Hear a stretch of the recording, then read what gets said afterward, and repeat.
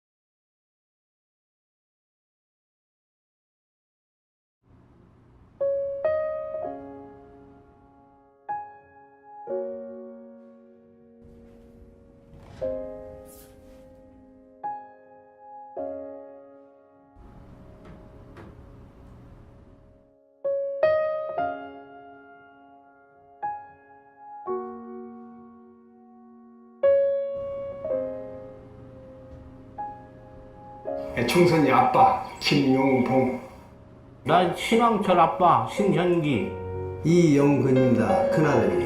저 영우 아버지 되는 사람입니다. 조유섭 아빠, 진영이 아빠. 성함은 김성복. 생각나지요. 그 아들 딸 만나다가 아들 가졌는데 요번에도 딸이 못해갈까 했는데 네 엄마, 아빠, 동생한테 신경 써주고 고맙고. 부모로서 이렇게 뭔가를 충분하게 해줘야 되는데 그런 것도 못 해주고 그래서 참 마음이 아픕니다. 아들이라는 것은 어느 누가 바꿀 수도 없는 것이고 크게 뭐 도와주지도 못했고 했는데 그들이 알아서 잘 커가지고 계속 부족한 게 부모 마음 아닐까요? 죽는 순간까지. 그런 제가 그런 마음으로 살고 있어요. 계속 부족한 거예요. 너무 엄하게 했던 게 그게 좀 미안하다. 미안해.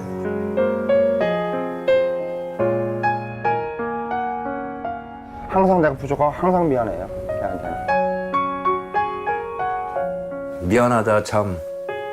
모든 것이 부족하고 못 가르치고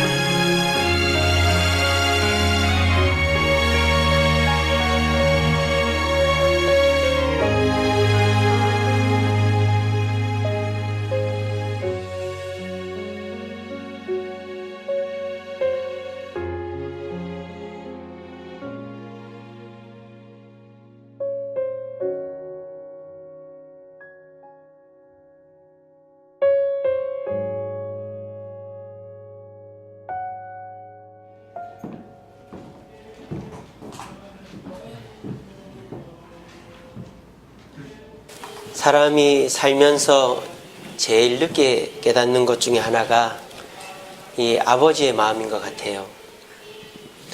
아버지들은 항상 무뚝뚝하고 항상 무섭고 야단을 치기 때문에 곁에 잘 안 가려고 합니다. 돌아가실 때까지 그렇게 해요. 그러니까 자녀들은 아버지를 좋아하질 않아요. 그런데 남자들은 그래도 깨닫게 됩니다. 언제 깨닫게 될까요? 내가 아버지가 돼 보면. 저는 네 아이의 아버지입니다. 아들이 셋이고 딸이 하나인데 아버지가 돼 보니까 왜 우리 아버지가 그렇게 무뚝뚝했고 항상 인상이 찡그러져 있었고 화를 자주 내셨는지를 알 수 있게 됐어요. 남자들은 생계를 책임진다는 것만큼 무거운 짐이 없습니다. 물론 요즘은 우리 여자분들도 생계를 책임지는 분들이 계시겠지만 대부분은 여자분들은 일하시다가 그만둬도 남자분들이 생계를 책임지잖아요. 근데 남자들은 그렇지가 못해요. 내가 이 일을 하다가 그만두면 우리 애들은 어떻게 키우나? 우리는 어디 사나? 이런 생각이 엄청 무겁게 다가오는 거예요. 그래서 밖에서 힘든 일이 있어도 그만둘 수가 없고 모욕을 당해도 그거를 참을 수밖에 없는 거예요. 그래서 여성분들이 또 다른 사람이 느낄 수 없는 그 무거운 중압감, 생계를 책임지고 가정을 책임져야 된다라는 남성의 책임감이라는 것은 이루 말할 수가 없습니다. 그런 책임감을 가지고 바깥에서 하루 종일 일을 하고 집에를 들어가는데 표정이 좋을 수가 있겠어요? 또 아이들이 조그마한 실수를 하면 날카로워져 있는 신경 때문에 야단을 치죠. 그러면 아이들이나 아내는 오해를 합니다. 저 양반 왜 저래? 또 저러네. 아빠는 항상 저래. 아빠 싫어. 속도 모르고. 아빠들의 속마음은 어때요? 아까 영상 보셨죠? 다 그렇게 얘기합니다. 내가 너무 미안하지요. 아빠들이 도대체 뭐 미안한지 모르겠어요. 뭘 그렇게 미안합니까? 근데 아빠들은 다 미안하대요. 더 못해줘서 미안하고, 함께 해주지 못해서 미안하고, 사랑한다고 못해서 미안하고. 아빠들의 본심은 미안한 것밖에 없어요. 근데 이 아빠들이 그 말을 못하는 거예요. 왜? 그동안 그런 말을 할 수 있는 상황이 아니었고 하도 그런 말을 안 하다 보니까 아빠들은 사랑한다, 미안하다, 고맙다 말을 못하는 거예요. 영어에서 가장 아름다운 단어 70개를 뽑았는데 1위가 뭐였죠? 1위가 영어 아름다운 단어 첫 번째가 mother, 엄마라는 단어가 외국 사람들이 제일 좋아하는 단어래요. 2위는 뭘까요? 2위는 패션, 패션이 아니고 패션, 열정이랍니다. 3위 단어는 뭘까요? 스마일, 웃음. 외국 사람들이 세 번째로 좋아하는 단어는 스마일이래요. 네 번째는 love, 사랑이랍니다. 그래서 엄마, 열정, 뭐였죠? 스마일, 러브 이런 단어는 좋아하는데 아버지라는 단어는 한 몇 위쯤 될까요? 한 10위 정도 될까요? 그 정도 되면 참 좋겠는데 한 20위 안에만 들어도 좋겠는데 우리 아버지들 한번 맞춰보십시오. 내가 그래도 한 10위는 안 할까? 내가 그 일평생 죽을 고생했는데 충격적인 사실은 아버지라는 단어는 70위 안에 없어요. 정말 허무하지 않습니까? 우리가 누구 때문에 이렇게 사는데 저도 누구 때문에 애 먹이고 입히고 하느라고 머리가 지금 제가 나이가 43인데 머리가 이렇게 됐잖아요. 제가 원래 머리가 엄청 많았거든요. 근데 머리가 지금 여기가 다 빠졌어요. 여기가 몰라요. 우리 애들은. 저희 집사람은 알죠. 제 머리를 집사람이 깎아주거든요. 여기가 머리가 다 빠졌는데 이놈의 자식들은 몰라요. 우리 그 아버지 되시는 분들 참 서운하죠. 그죠?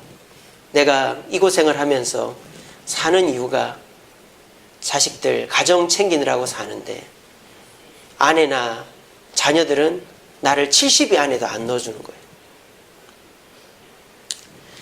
이렇게 아버지들이 오해받으면서 살고 있지만 이 아버지들은 끝까지 자기 책임감을 놓지 않아요. 알아주든 말든 나를 사랑하든 말든 내가 내 할 일 한다. 그 아버지들이 그렇게 사는 거죠. 저는 이 아버지의 마음을 통해서 이 시간 우리 하나님의 마음을 생각해 보고자 합니다.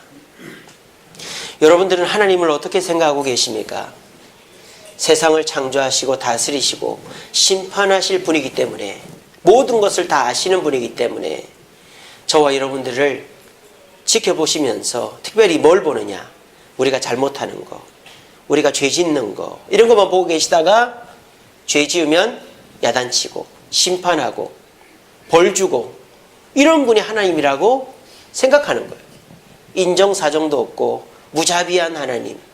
구약 성경에 보면 이방 민족은 다 죽이라 그러고, 그래서 우리는 하나님을 멀리 하려고 합니다. 너무 무섭고. 여기서 죄 안 짓는 사람이 누가 있어요? 저도 죄를 짓는데 죄 지은 사람을 심판한다 그러니까 하나님 곁으로 오려고 하는 사람이 없어요. 오늘 이 시간에 저는 하나님의 본심을 여러분들과 함께 나누고자 합니다. 하나님이 진짜 우리를 심판하지 못해 안달이 나 있는 분인지, 아니면 우리 육신의 아버지들이 항상 미안한 마음을 가지고 있으면서도 표현하지 못하는 것처럼 안타까워하는 그 마음인지 한번 성전에 담겨있는 하나님의 마음을 살펴보시면서 이 시간 하나님을 멀게만 느꼈던 성도님들 계시다면 하나님께로 가까이 나올 수 있는 계기가 되기를 간절히 바랍니다.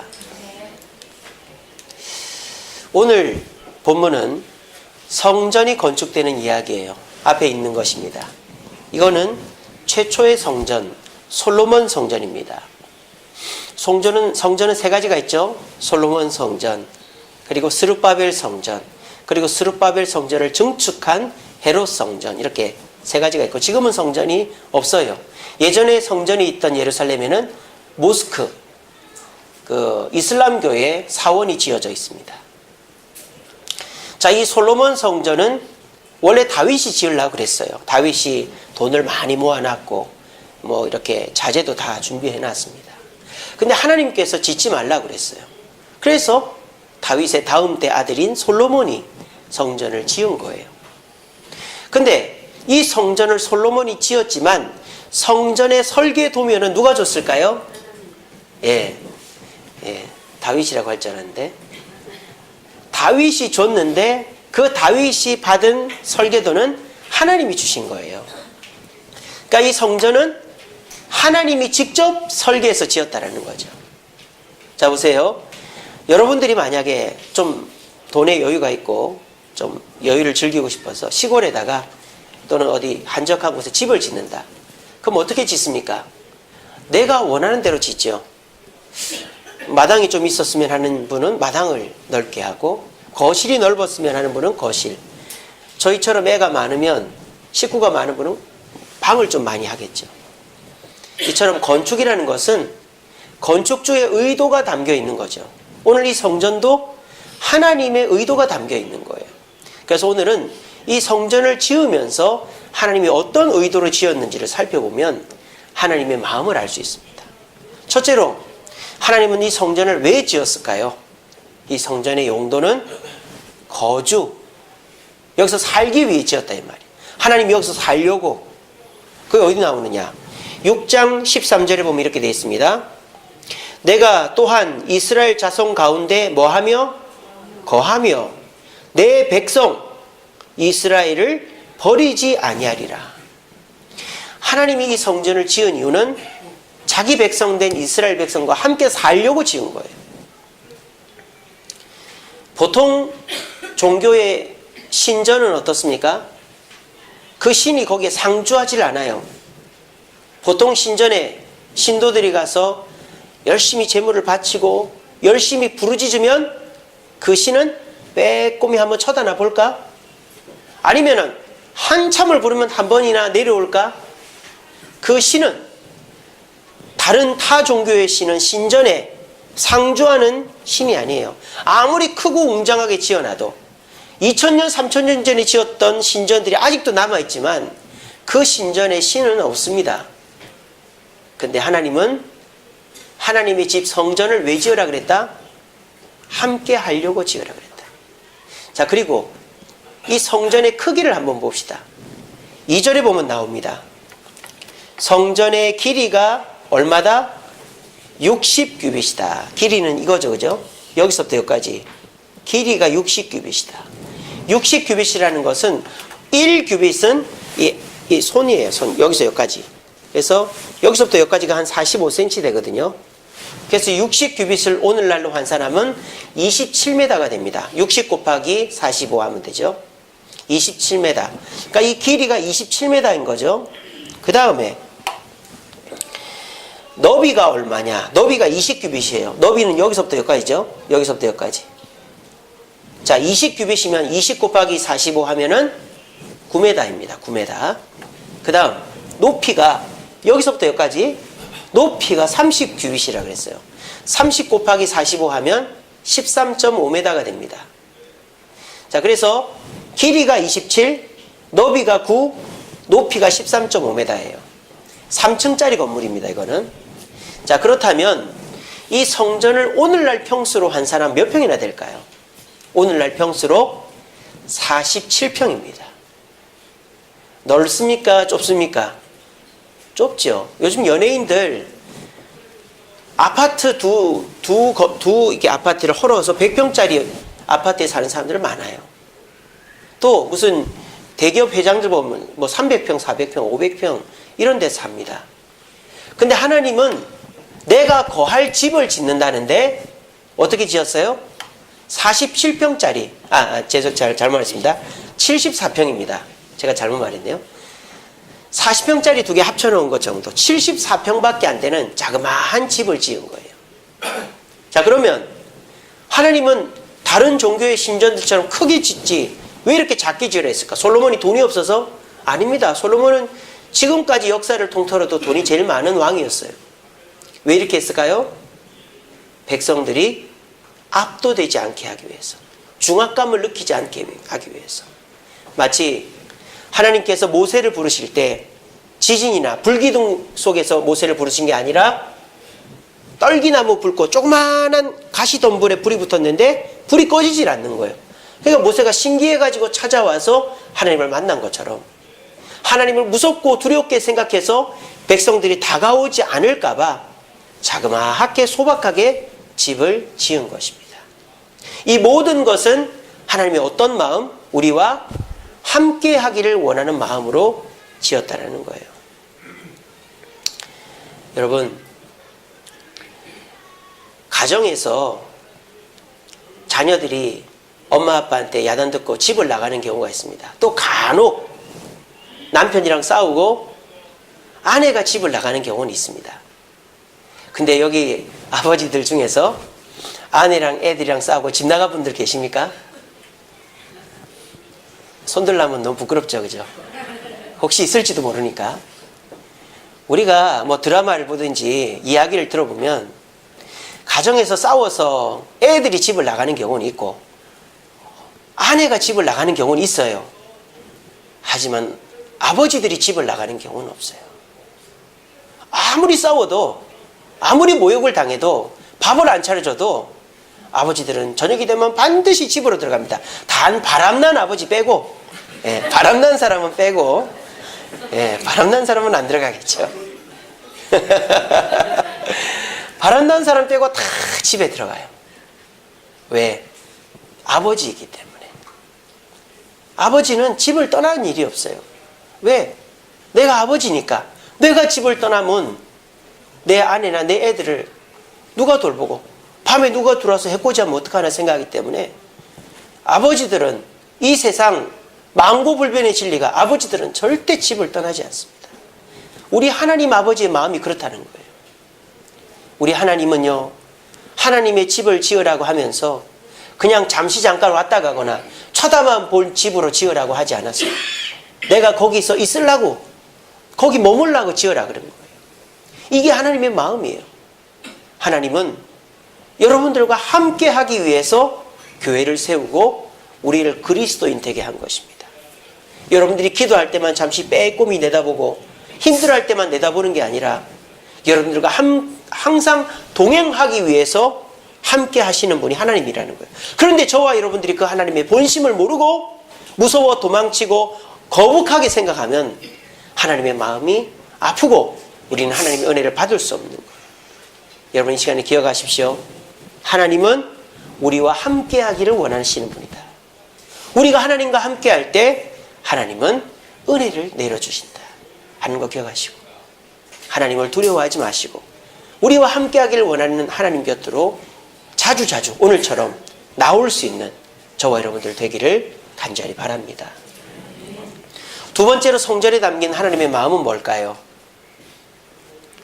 용서입니다.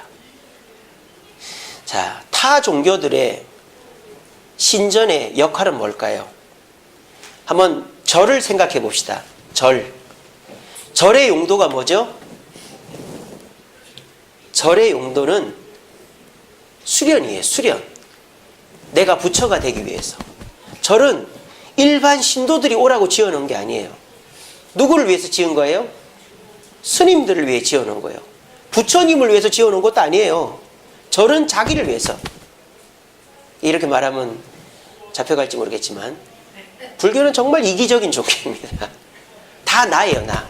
내가 부처가 돼야 되고 내가 해탈해야 되고 다 나예요. 나. 불교는 다 나를 위한 종교입니다.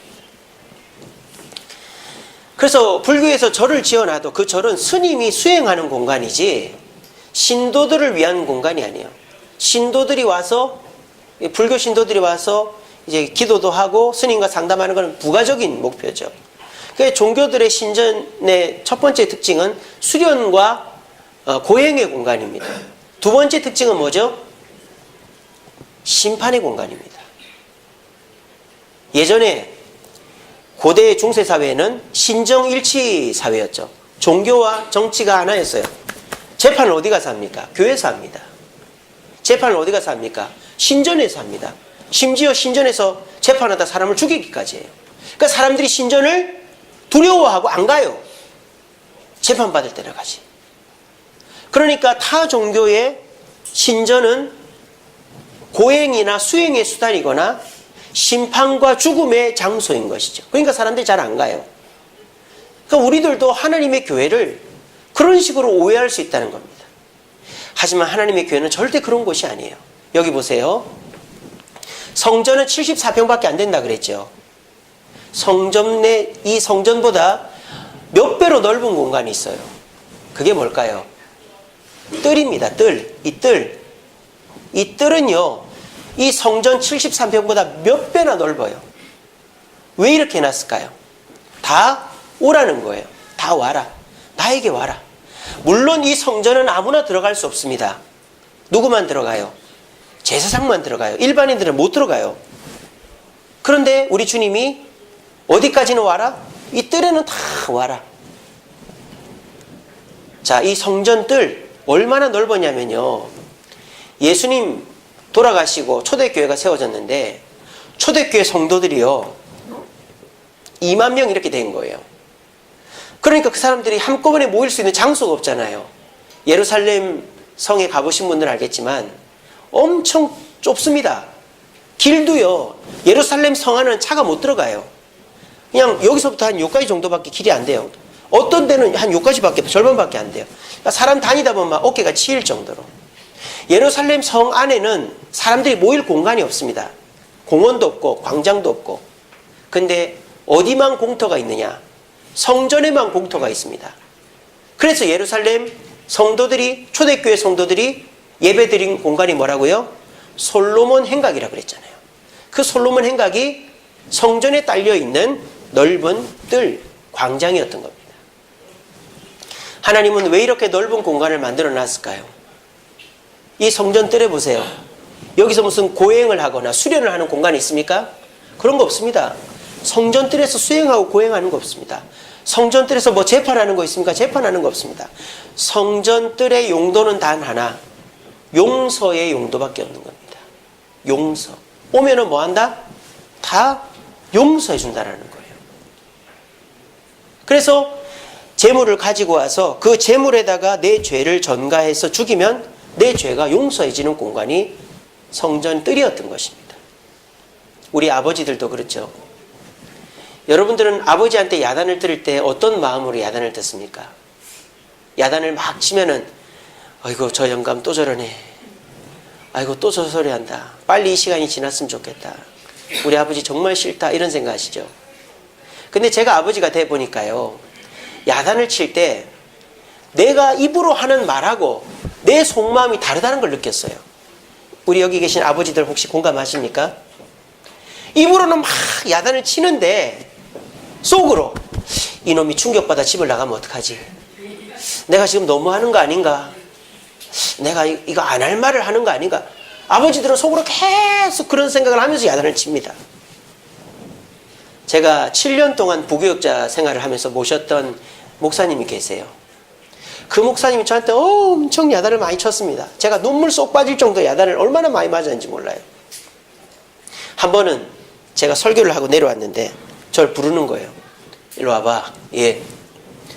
근데 목사님 문을 잠그는 거예요. 문을 딱 잠그고 앉으라 그랬더니 내가 지금부터 너를 야단을 칠 건데 네가 만약에 내 야단을 듣고 여기를 뛰쳐나가거나 우리 교회를 그만두면 너는 어디 가서도 목회를 못하게 내가 하겠다. 그러는 거예요. 그러면서 저를 야단을 치는데 뭐 갖고 야단을 치냐면 제가 11조 관련된 설교를 했거든요. 그러니까 제가 좀 목사님 마음에 안 들게 했나 봐요. 얼마나 야단을 치는지 네가 그래가지고 목사가 될 거냐 말 거냐 그러면서 막 그래가지고 목사님이 11조에 대해서 성경에 대해 연구해가지고 리포트 써서 나한테 내 그러는 거예요. 그래가지고 제가 진짜 막 똥줄이 타도록 리포트를 써가지고 냈어요. 그래가지고 제가 그 일을 넘어갔었습니다. 제가 근데 그 일을 겪고 난 다음에 어떻게 하려고 그랬을까요? 내가 이 교회 그만둬야 되겠다. 그런 생각을 했습니다. 근데 제가 왜 그만 못 뒀을까요? 문을 잠궈놔서 저희 집사람 때문에 그만 못 뒀어요. 저희 집사람이 그 목사님 수양딸처럼 자랐거든요. 그러니까 목사님이 철저하게 큰 그림을 그려놨던 것이죠. 이놈을 절대 못 그만두게 하려면은 강림이랑 결혼을 시켜야 되겠구나. 그래가지고 저희 집사람, 저희 장모님 얼굴 봐서 제가 못 그만뒀습니다. 그 세월이 7년을 보냈던 거죠. 7년을. 여러분 부교육자가 한 교회에 7년 있으면 원로 목사 된 거나 똑같은 겁니다. 아시잖아요. 대솔교회도 1년 만에 그 전사님들 바뀐 거. 7년을 버티는 사람이 없는데 제가 버틴 게 아니라 저희 집사람 때문에 버텼습니다. 근데 제가 그렇게 야단을 들으면 들을수록 제가 깨닫게 된 게 뭔지 아세요? 목사님은 그 정문영 목사님은 야단치는 입하고 마음이 다르다는 걸 제가 깨달았어요. 야단칠 때는 눈물 쏙 빠지게 야단칩니다. 엄청 야단을 칩니다. 욕만 안 하고 몽둥이만 안 들었다 뿐이지 그런 깡패가 없어요. 사돈의 8촌까지 다 들어가지고 저를 모욕을 주는데 제가 정말 비참할 정도입니다. 그런데 제가 깨달은 거는 뭐냐? 목사님이 그렇게 저를 야단치는 입술하고 마음은 다르다는 걸 깨달은 거예요. 진짜로 야단을 치고 나면 밥을 사주고요. 야단을 치고 나면 더 잘해주는 거예요. 우리 아버지들 그렇잖아요. 꼭 야단치고 나면 장난감 사주고 용돈 주고 그러지 않습니까? 때들은 그걸 안 받죠. 이미 마음이 상해가지고. 그래서 제가 그 목사님 야단칠 때마다 속으로 생각합니다. 저거는 목사님 본심이 아니다. 저거는 본심이 아니다. 이것만 지나면 된다. 이것만 지나면 목사님 절대 미워하지 말자. 미워하지 말자. 그러고 예 알겠습니다 하고 돌아서면 아무 일도 없어요. 진짜로. 제가 그때 수련을 받아서 그 목사님 밑에서 수련을 받아가지고 마음이 엄청 태평양처럼 넓어졌습니다. 그래서 이제는 어른들이 또 저보다 나이 많은 성도님들이 저한테 간혹 뭐라고 할 때가 있어요. 그럴 때 제가 저거는 저분 본심이 아니다. 본심이 아니다. 저분은 날 좋아한다. 날 좋아한다. 절대 미워하지 말자. 미워하지 말자. 그렇게 하면 진짜 그렇게 돼요.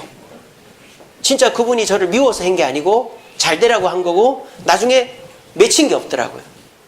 이게 바로 아버지들의 마음이라는 걸 깨달았습니다. 우리 아버지들은요, 우리를 야단을 칠 때가 있어요. 그런데 그 야단은 해석을 해서 들어야 됩니다. 용서한다라고 들어야 돼요. 야, 이놈 자식아, 너 이렇게 할 거야? 그 말을 너 이렇게 한 거 내가 용서하겠다. 이렇게 들어야지.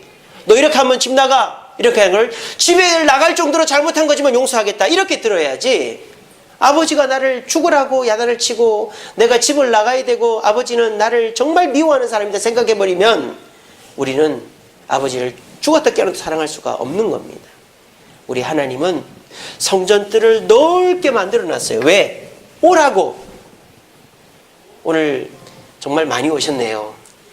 매주 이렇게만 왔으면 참 좋겠습니다. 예. 여러분들 좀 와주세요. 우리 주샘교회 아직 빈자리가 많이 있습니다. 예. 교회들마다 빈자리가 많이 있어요. 많이들 와주세요.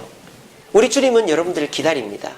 여러분들 온다고 여러분들 야단치고 정죄하고 잘못들을 찝어내는 분이 하나님이 아니라 오면 용서해주고 위로해주고 격려해주는 분이 하나님이십니다. 그 하나님의 마음을 깨닫는다면 우리가 하나님을 무서워하지 않고 편하게 나올 수 있겠죠. 부디 오늘 이 시간 하나님의 마음은 우리를 용서하기를 원한다는 걸 기억하시고 하나님께 부지런히 나올 수 있는 저와 여러분들 되기를 간절히 바랍니다. 세 번째로 이 성전에 담긴 하나님의 마음은 뭘까요? 은혜입니다. 은혜. 자, 이 그림 중에서 보통의 건물과 다른 점 하나가 있어요. 찾아보세요. 맞추시는 분에게 제주도 여행 상품권 담을 수 있는 봉투를 드리겠습니다. 봉투를 10장 드리겠습니다. 예? 와, 어디서 봤냐? 주보에서 봤냐? 역시 신종래 집사님 놓쳤습니다. 예. 예. 아, 예.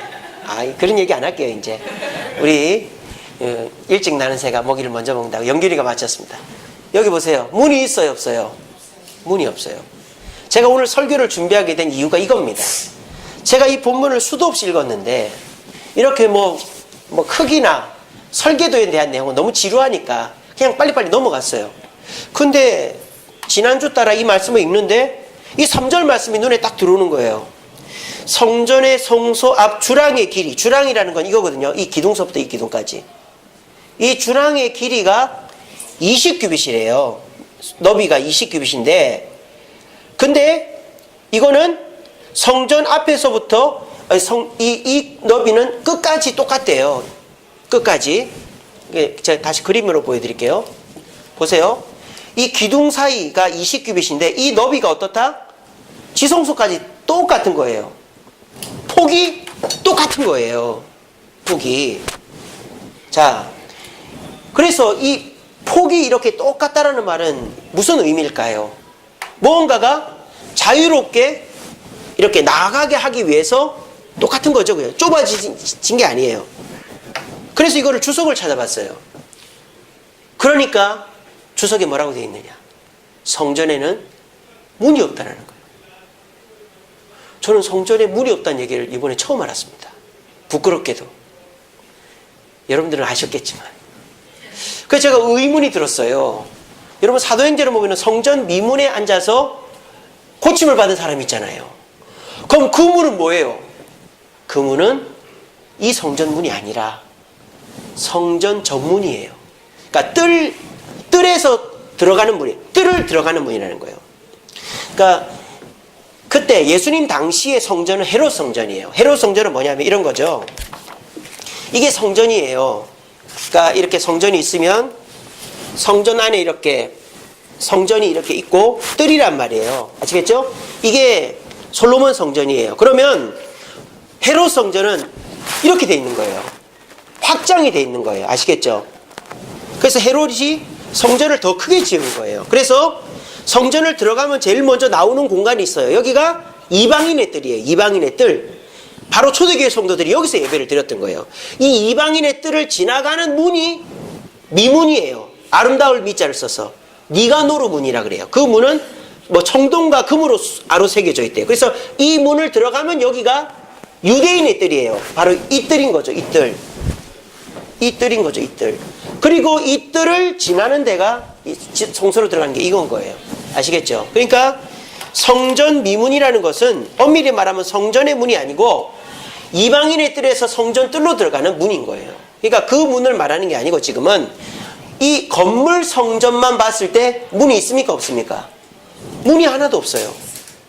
그게 신기했던 거예요, 제가. 그래서 좀 더 연구를 해보니까 이제 성경학자들이 얘기하기를 하나님께서 왜 성전에 문을 안 만들어 놨느냐?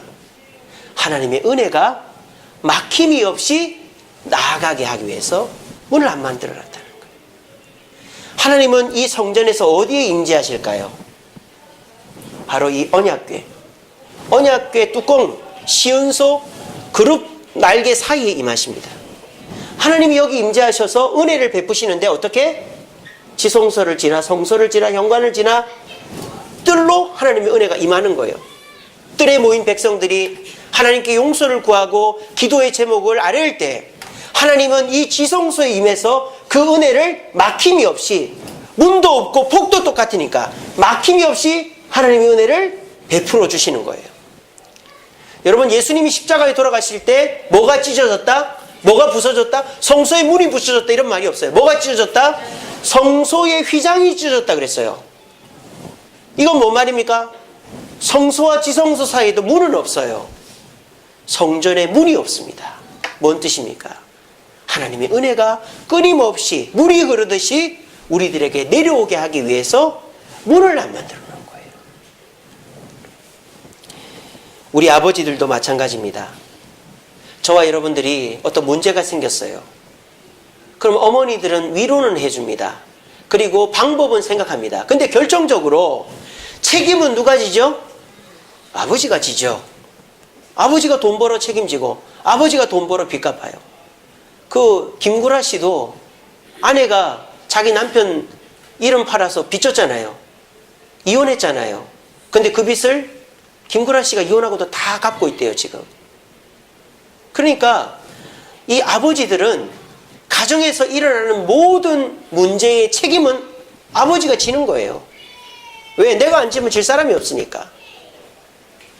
모든 문제의 해결, 모든 은혜, 모든 기쁨은 누구에게서부터? 아버지에게서부터 나온다는 거예요. 하나님은 이것을 우리에게 가르쳐 주기 위해서 이 주랑에서부터 이 복도의 폭을 똑같게 하셨고, 그리고 문을 안 만들어 놓은 거예요. 우리 보고 깨달으라고. 그래서 오늘 이 시간 여러분들은 깨닫게 된 것입니다. 하나님의 은혜는 막힘이 없이 우리에게 나온다는 것을. 여러분, 교회 오기 두려우시죠? 교회를 안 나오다가 오신 분들은 내가 그동안에 교회 다니다가 안 나갔는데 벌 받으면 어떡하지? 내가 지은 죄가 많은데 벌 받으면 어떡하지? 그런 생각들 하시잖아요. 그거는 마귀가 주는 생각입니다. 우리 하나님은 절대 여러분들의 죄를 묻지 않습니다. 우리 하나님은 여러분들이 나오면 나온 그 마음에다가 은혜를 폭포수와 같이 막힘이 없이 부어주는 분입니다. 그 하나님의 은혜를 깨달을 때 여러분들은 그 은혜로 말미암아 소망을 얻고 기쁨을 얻게 되는 것입니다. 이 성전에 담겨있는 우리 하나님 아버지의 마음을 깨달읍시다. 하나님은 아무리 우리가 죄를 지어도 절대 우리 곁을 떠나지 않는 책임감 있는 분입니다. 그리고 그 하나님은 우리를 용서해 주기 위해서 기다리는 분이지 우리를 심판하는 분이 아닙니다. 그리고 우리가 어떤 죄를 짓든지 하나님께 나오면 다 책임을 져주시고 은혜를 베풀어 주시는 분이라는 사실을 기억하시고, 오늘 이 시간 이후로부터 어렵고 힘들 때 사람 찾아가지 마시고 내 돈이나 내 경험 의지하지 마시고 하나님께 나와서 하나님의 사랑을 깨닫고 용서를 깨닫고 하나님의 은혜를 경험할 수 있는 저와 여러분들 되기를 간절히 바랍니다. 말씀을 맺겠습니다. 여러분, 인터넷에 하나님 치면은 사진이나 그림이 없어요. 예수님 치면은 예수님이 십자가 달리신 거나 이렇게 뭐 사랑하는 거나 하늘로 올라가시는 그런 것들이 있는데, 하나님은 그림이나 사진이 없어요. 왜? 모양이 없으시니까. 그래서 우리는 하나님을 더 가깝게 느끼기가 쉽지가 않은지도 몰라요. 근데 그 하나님은 이런 분이라고 성경이 소개하고 있습니다. 전지전능한 분이다. 모든 것을 아시고 모든 것을 하실 수 있는 분이다. 주권자이시다. 이 세상을 다스리시고 이 세상을 섭리하시는 분이다. 영원불멸, 처음과 끝이 없으시고 이 세상에서 없어지지 않는 분이다. 무소부재, 어디나 계시는 분이다. 이렇게 소개가 되어 있어요. 자, 이것이 하나님의 모습입니다. 자, 그런데요, 하나님의 모습은 이 모습만 있는 게 아니에요. 어떤 모습이 있느냐? 사랑의 하나님, 성실하신 하나님, 인자하신 하나님, 이런 하나님의 모습이 있습니다. 자, 그러면 하나님은 그 사랑과 인자와 성실의 모습으로 어떤 대상을 그리고 있는 걸까요? 바로 아버지라는 모습을 그리고 있는 것입니다. 이걸 신학적으로 비공유적 속성, 공유적 속성이라 그래요.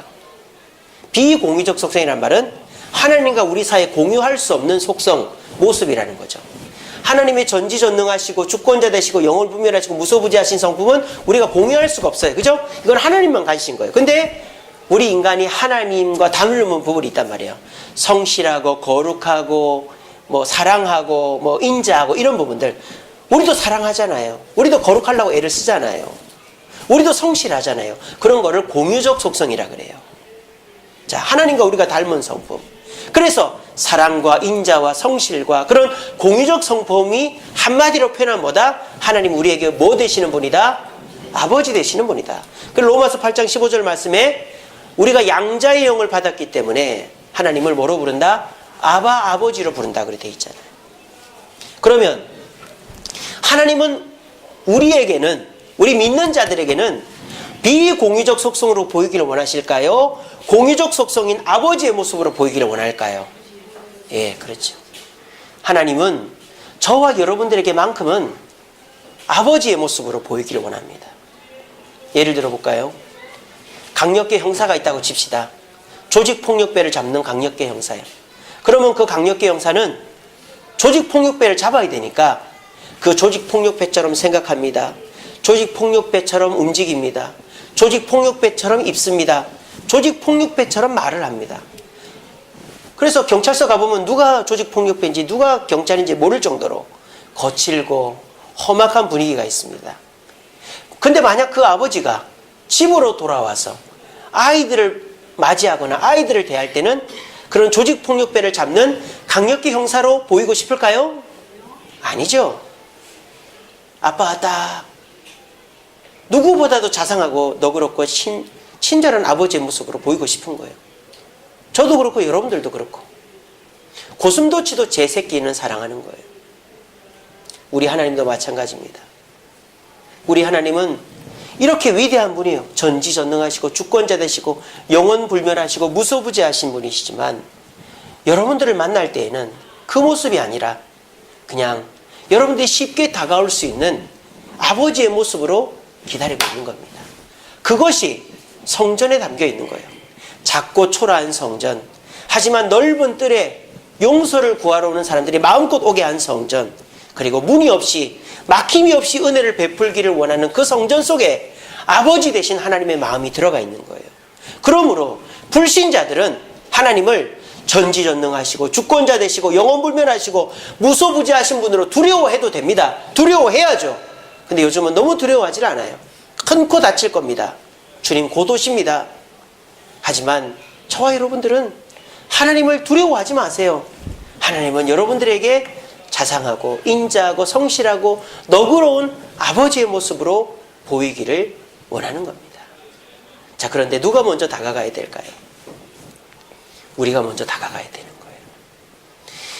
혹시 이 자리에 계신 분들 중에 아버지랑 다툰 분들 계시죠? 어머니랑 불편한 분들 계시죠? 남편과 아내, 자녀들과 불편한 분들 계시죠? 어떻습니까? 내가 돈 많이 벌고 하는 일 잘 되고 가정이 행복해도 부모랑 다투고 마음이 편안합니까? 마음 한켠에 계속 불편하잖아요. 또 아내랑 자녀랑 다투고 남편이랑 다툰 분들은 어때요? 밖에서야 즐겁고 신나고 재밌지만 집에만 들어가면 마음이 무겁고 얼굴이 무표정하고 빨리 집에서 나가고 싶은 마음이 들잖아요. 이것이 뭡니까? 우리 인간이라는 것은 기본적으로 갖춰줘야 될 것을 갖추고 살아가야 되는 거예요. 요즘 젊은이들이 결혼을 안 합니다. 핑계는 세상이 어려서 그렇다고 그러죠. 아니에요. 자기들이 편하게 살라고. 간섭받기 싫어서. 결혼한 엄마, 아빠, 이모, 삼촌 보니까 맨날 찌지고 뽑고 싸우고 그래서 맨날 죽겠다 못 살겠다 하니까 나는 그렇게 안 살라고. 그래서 혼자들 삽니다. 40이 넘어도 50이 넘어도. 그런데요, 그렇게 혼자 사는 젊은이들이 어떻게 사는 줄 아세요? 집에를 들어가길 싫어해요. 왜? 혼자 있으니까. 그래서 집에 가면 개를 키우기도 하고 집에 가면 뭘 먹어요? 술을 먹어요. 술 기운에 잠에 들어요. 왜? 혼자 있는 게 너무 외로워서. 왜 그럴까요? 돈은 있고 친구는 있어도 외로운 거를 견딜 수가 없어요. 가족이 없는, 자녀가 없는, 아내나 남편이 없는 외로움은 이 세상 그 무엇으로도 견딜 수가 없어요. 왜? 하나님께서 우리 인간에게 주신 기본적인 본능이 뭐예요? 결혼을 해서 자녀를 낳고 가정을 이루어야 돈이 없어도 건강이 안 좋아도 사회적으로 성공을 못해도 마음이 불안하지 않은 거예요. 근데 요즘은 돈은 있고 성공은 하고 만족은 하는데 불안한 거예요. 왜? 기본적으로 허전함이 있기 때문에. 우리 가정만 그럴까요? 우리 영혼도 마찬가지입니다. 전도서 3장 11절 말씀에 하나님께서 우리에게 영원을 사모하는 마음을 주셨다라고 되어 있어요. 우리 인간은요, 이 세상만 바라보고 사는 존재가 아니라 영적인 것을 바라보고 영적인 것을 채워야만 하는 존재입니다. 그런데 우리가 영적인 것을 채우지 않을 때 우리 인간은 다른 곳으로 채워보려고 하지만 여전히 허전해하고 여전히 마음 한켠으로 불안해하는 거예요. 그래서 사람들이 뭐 혁명도 해보고 돈도 벌어보고 여러 가지를 해봐도 그게 계속 무너지고 반복되고 잘 안 되는 것이 영적인 허전함은 그 무엇으로도 채울 수 없기 때문입니다. 이 시간 혹여나 부모나 형제나 남편, 아내, 자녀들과 다툼이 있어서 지금 평행선을 그리고 있는 분이 있다면 빨리 화해하십시오. 특별히 부모들은 여러분들이 이해를 하는 수밖에 없어요. 부모가 일평생을 그렇게 살았는데 어떻게 여러분들한테 미안하다 하겠습니까? 내가 미안하다 하고 가야죠. 그럼 부모들은 됐다, 이제 와서 무슨 소리냐, 필요 없다, 일 없다, 가라. 그래도 속으로는 좋아합니다. 또 왔으면 한 번만 더 해주면 받아줄 텐데. 웃는 분들은 그런 마음이에요. 그래서 두세 번 더 하면은 못 이기는 척하고 알겠다, 앞으로는 그러지 마라, 이러면서 넘어가는 거예요. 우리가 먼저 다가가고 우리가 먼저 화해하는 수밖에 없어요. 하나님도 마찬가지입니다. 하나님께서 여러분들 찾아다니면서 교회 좀 와라, 내가 잘해줄게, 서비스 200% 해줄게, 제발 좀 오면 안 되겠니? 우리 하나님이 어떻게 합니까? 그래서 대신 우리 성도들이 갔잖아요. 그죠? 성도들이 가서 여러분들 모아왔잖아요. 이제 여러분들 하나님과 화해할 때도 되지 않았습니까? 하나님 저 왔습니다. 또 야단칠 겁니까? 하나님 야단 안 치실 거죠? 이제 자주 오겠습니다. 하나님 감사합니다. 이것만 하면 돼요. 제가 사실은 이 설교를 할까 말까 엄청 망설였었어요. 왜냐하면 너무 뻔한 것 같고 새가족 초청주인데 성전 얘기를 하자니까 너무 딱딱할 것 같아가지고 새가족들이 졸다만 갈 것 같아가지고 제가 이 설교를 안 하려고 다른 거를 막 뒤적뒤적 했어요. 준비해 놓은 게 제가 11월 중순까지 설교 준비를 다 해놨거든요. 근데 하나도 마음에 들지 않는 거예요. 이걸 해볼까, 다음 주 거를 땡겨서 해볼까, 저걸 해볼까. 결국 제가 하루를 망설이다가 그냥 준비해 놓은 그대로 하는 겁니다. 제 속에 그런 생각이 들었어요. 오늘 이 설교를 들어야 될 사람이 있는가 보다. 제가 그렇게 생각했습니다. 오늘 이 자리에 오신 새가족이든 아니면 기존 성도분들 중에서라도 하나님을 오해하고 하나님과 관계가 틀어져 있고 하나님을 무섭게 여기는 분이 있는가 보다. 그래서 이 설교를 하라고 하는가 보다. 그런 생각을 하고 그냥 거의 자포자기하는 심정으로 이 설교를 들고 올라왔습니다. 오늘 어떻게 말씀 가운데서 하나님의 본심이 느껴졌는지 모르겠어요. 이사야 55장 7절 말씀입니다. 악인은 그 길을 버리고 불의한 자는 그 생각을 버리고 여호와께로 돌아오라. 그리하면 그가 야단을 칠 것이다, 심판을 할 것이다, 정죄를 할 것이다가 아니라 긍휼히 여기실 것이다. 우리 하나님께로 돌아오라. 그가 너그럽게 용서하시리라. 이것이 하나님의 마음입니다. 그 마음이 성전에 담겨 있었습니다. 하나님을 무서워하는 사람은 신앙생활이 절대 행복할 수가 없습니다. 하나님과 가까워지지 않는 사람은 절대 신앙생활이 행복할 수가 없습니다. 교회를 다녀도 헌금을 해도 봉사를 해도 또 목사가 목회를 해도 하나님 앞에 솔직하지 못하고 하나님 앞에 정직하지 못하고 하나님과 가깝지 못한 목사는 목회가 힘든 거예요. 불안한 거예요. 성도님들도 마찬가지죠. 하나님과 가깝지 않고 하나님의 사랑을 의로 힘입지 않는 사람은 신앙생활이 힘들 수밖에 없어요. 부디 오늘 이 시간 하나님은 나를 사랑하신다, 나에게 좋은 것을 주신다, 내게 일어난 나쁜 것도 다 합력하여 선으로 이루어진다라는 믿음을 가지고 하나님의 본심을 이해하면서 우리를 부르시는, 우리와 함께 거주하시는 하나님, 우리를 한없이 용서하시는 하나님, 우리에게 끊없이 은혜 베풀으시는 그 하나님을 믿고 만나고 동행하며 하나님의 사랑으로 마음 한켠을 채우고 만족하며 살아갈 수 있는 저와 여러분들 되기를 간절히 바랍니다. 기도하겠습니다. 사랑의 주님, 감사합니다. 오늘도 귀한 말씀으로 우리를 깨우쳐 주시니 감사합니다. 우리는 주님께 나오지만 주님께 감사드리지 못하고 주님께 살갑게 다가가지 못하고 무서워하고 주님 곁에 나오는 것을 두려워했었습니다.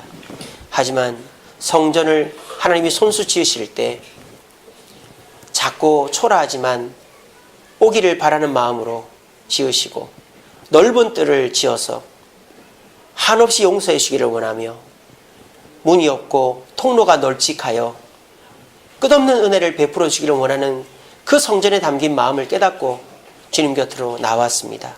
주여, 저희들 이제는 주님의 은혜 가운데서 주님을 가까이 하고 주님의 본심을 깨닫고 주님의 사랑 가운데서 주님과 동행하는 신앙생활 하여서 마음의 평안과 위로와 하나님의 긍휼하심을 누리는 우리 성도들의 삶이 될 수 있도록 도와주시옵소서.